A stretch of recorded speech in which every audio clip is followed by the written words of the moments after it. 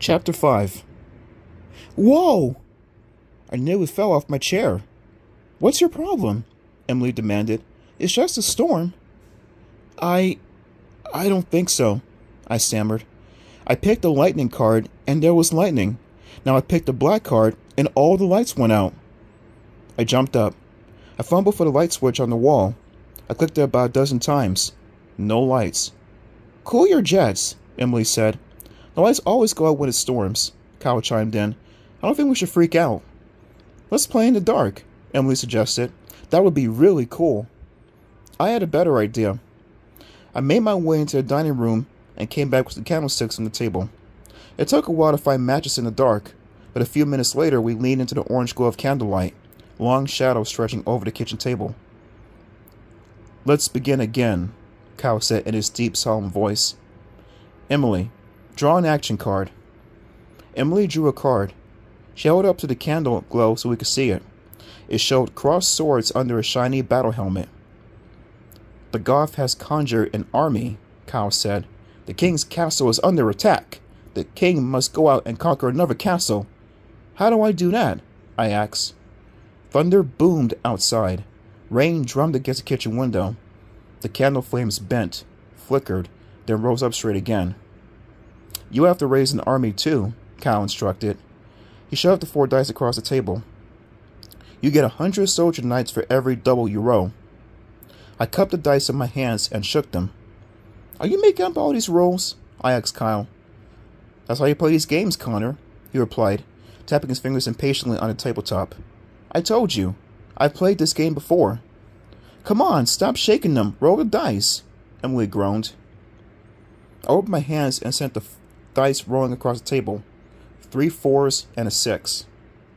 A triple, Kyle said, leaning into the candlelight to see the last dice clearly. That gets you 300 soldiers. Excellent, I declared. What do I do next? I stopped when I heard voices. Men's voices. Low laughter. A horse whinnying. Shouts.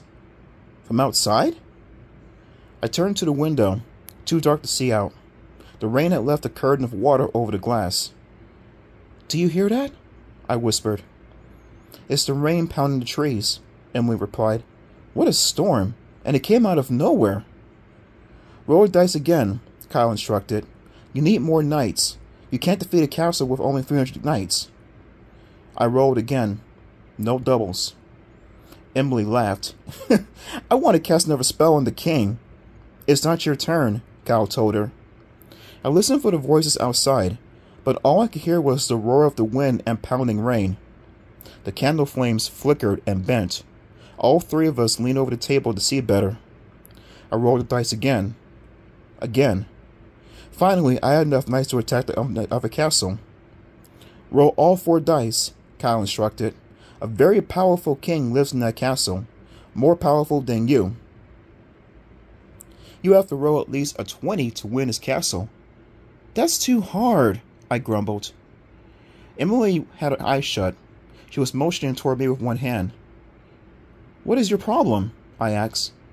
The Goth is casting a spell on the dice, Emily replied. You're going to roll all 1s, Connor. Double snake eyes. You're sick, I muttered. I shook the dice between my hands and sent them clattering onto the table. 2 6s, a 5, and a 4. 21. I did it! I smashed the other castle! I cried, jumping up and pounding both fists in the air. I froze when I heard the deafening crash. All 3 of us cried out. What was that? Emily gasped, her eyes wide open with fright. It sounded like an explosion, Cal murmured, or maybe a car crash. I heard angry voices, loud shouts, high, shrill cries. Cries of attack? And then a furious clatter, like metal clanging against metal. Swords? More cries and groans. I glanced out the window, then quickly looked away. I really didn't want to see what was out there. It sounds like a battle, Emily declared in a frightened, tiny voice. I don't like this, I stammered. I think we have to stop this game. My hand shook as I swept it open over the cards. I gathered them all up, shoved them into a pile. straightened them, and slipped them back into the box. I closed the box, and the lights flashed back on. "Hey!" I choked out, blinking in the bright light. "What's going on here?" Emily asked, hands pressed against her cheeks. "Why'd the lights go back on when we closed the card box?" "It's just a coincidence, that's all," Kyle said. "No big deal." But Kyle froze when we heard the footsteps.